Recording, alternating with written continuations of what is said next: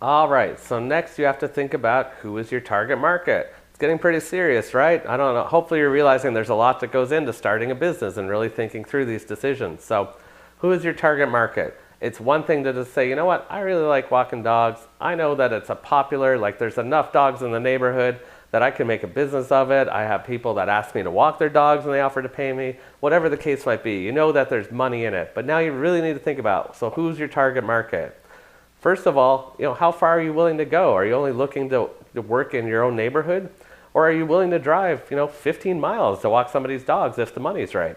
So you need to think about those things. So first of all, geographically, how far are you willing to go? What's your target market there? Is it a 5-mile radius, 10, 20, etc.? I don't imagine it's too much further because you're probably getting past the point of return where it's like you're spending more time driving there and back than you are spending walking their dogs, and the money's just not worth it.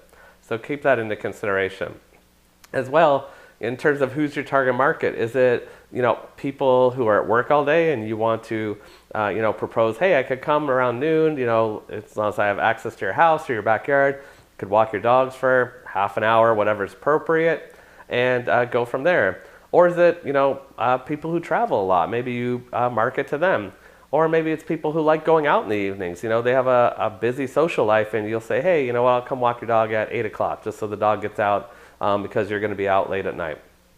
So really decide, and it doesn't just have to be one of those. It could be all three of those. It could be none of those, etc. But pick kind of who your target market is. Now that's also going to tie into the hours you thought about keeping, right? So if you're thinking about working more daytimes, mid-morning to late afternoon, you're probably targeting then the professionals who want somebody to come walk their dog during the day while they're at work. And that's not a bad market, honestly. That sounds quite appealing, honestly. So there's obviously going to have to be a level of trust as well. You're going to have access to their dogs. I'm assuming that most people want someone to walk their dogs. It's because they're not available to do so. There's probably a small part of the market who just doesn't want to walk their dogs. They're super busy. They might be home, but they just don't have time. They're busy cooking. Maybe they have, 2 kids as well, husbands at work, whatever the case might be. They just don't have time to walk their dogs.